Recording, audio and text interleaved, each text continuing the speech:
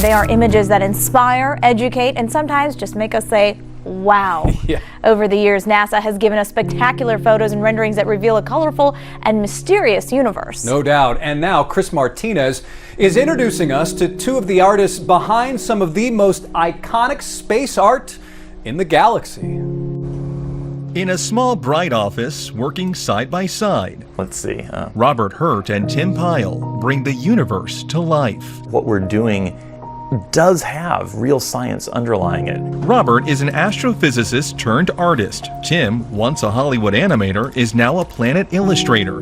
Together, they produce some of NASA's most popular images, from renderings of how planets light years away could look, to actual photos of stars and galaxies captured by NASA's powerful telescopes. And this is sort of how it comes to me. Many of those images have a dark, grainy start, but color and light reveal an astonishing glimpse of how the deepest regions of space might appear to the human eye.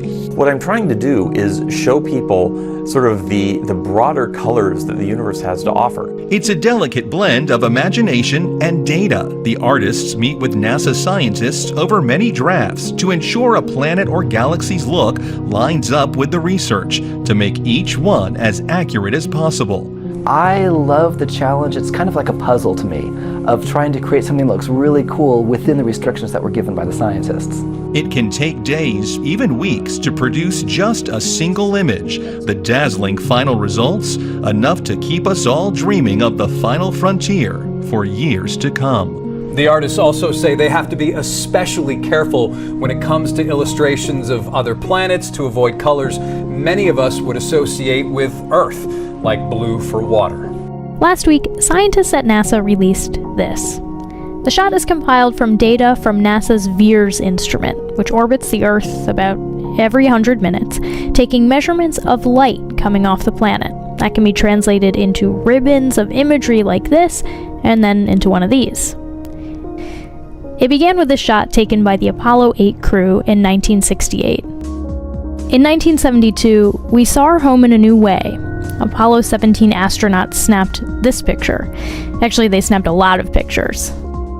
It crystallized so much about the environmental movement at the time. It gave people the first look at their home planet as a single entity.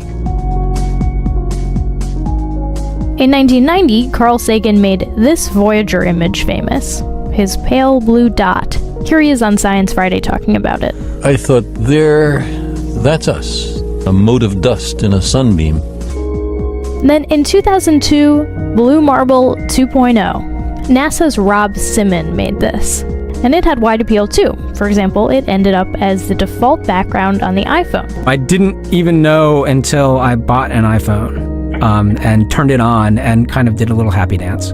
Simon's job is... It's primarily taking data and making pictures out of it. That's what this is, a composite of data sets from several different instruments translated into a picture. To us, the really cool thing was the data set. Up until that point, there was no realistic color map of the globe anywhere. There's a small problem with it because there's a very slight gap in between each orbit. So some of those are painted on. It is photoshopped, but it's has to be. It is photoshopped, but it's has to be. There's artistry to creating the world. What I imagine it to be. Unfortunately, I'm not an astronaut. I've never been to space, but I've looked at these images over and over again, trying to sort of get the essence of it.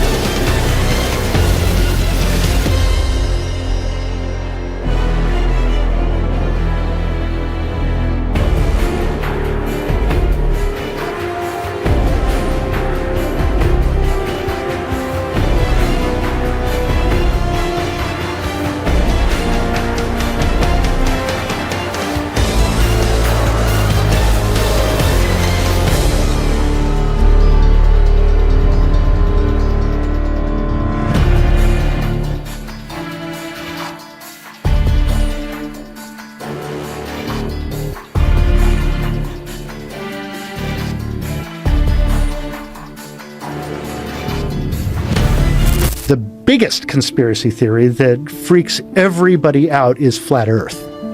Now, I don't know what the Earth is, but experientially, through the testimony of the eyes, it is flat. And there is very little chance that I will ever in my life, or most of us will ever in our life, experience anything other than what is effectively a flat Earth. The way laser sighting across large bodies of water or navigation maps for air travel, for pilots, is always a presumption of a flat Earth. It's always in the pilot manuals. Well, if you're flying a jet at low altitude, you're not making corrections for curvature, even though you're going fast enough where you should be. The idea is, experientially, from my perspective in life, it is nothing but it's a flat Earth, and there are plenty of them. Satellite photographs of Earth from space. Those are all cartoons. What are you talking about? I'm saying that even the NASA, the guys who actually do those composites, those are composite imagery. But it seems like you're saying that the Earth is possibly flat. I'm saying experientially. When you look at the film from the space surface. station, you see an Earth that's not just round, but spinning. I see the space station, the International Space Station, is actually not high enough to see curvature, and what you're seeing is the lens distortion. This is that it affects the tides. Footage from the space station. This is live footage from the space station. And I'm saying that's lens curvature, and that what you're actually seeing. Why do you think that's lens curvature? And that what you're seeing is horizon. Because this is a round body. Appears to be but in your practical life experience, you have to accept a certain amount of faith. I see right there a little stitching, like right there. So this would just keep going straight forever. Do you see that line? Yeah, do you see that line right there? What is that? What is that line? Yeah, what is that line? Well, that looks like stitching to me. It looks like they've stitched together, and it crosses over there through that mountain range right there. That is weird, whatever that is. But so by your very example, I'm just saying that you have to have a certain amount of faith in that. I imagine that right now you're feeling a bit like Alice, tumbling down the rabbit hole. You could say that. I can see it in your eyes.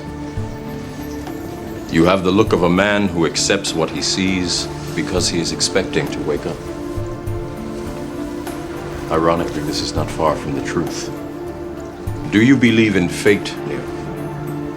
No. Why not? Because I don't like the idea that I'm not in control of my life. I know exactly what you mean.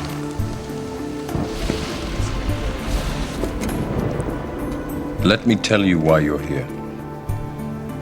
You're here because you know something. What you know you can't explain, but you feel it. You felt it your entire life, that there's something wrong with the world. You don't know what it is, but it's there, like a splinter in your mind, driving you mad.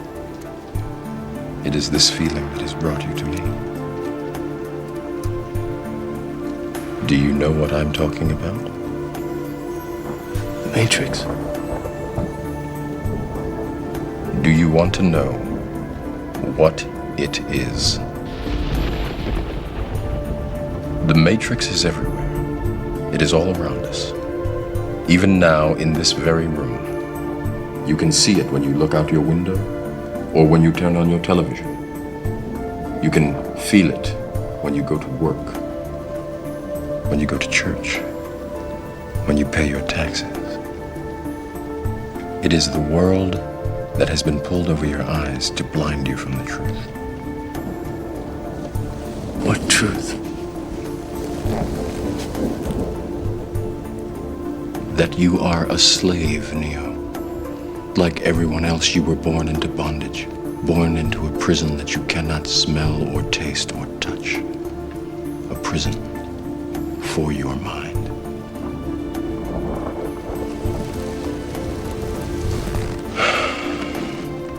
Unfortunately, no one can be told what the Matrix is. You have to see it for yourself.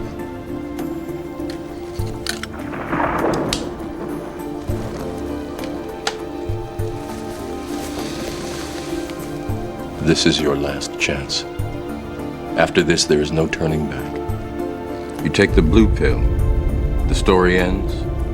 You wake up in your bed and believe whatever you want to believe. You take the red pill, you stay in Wonderland, and I show you how deep the rabbit hole goes.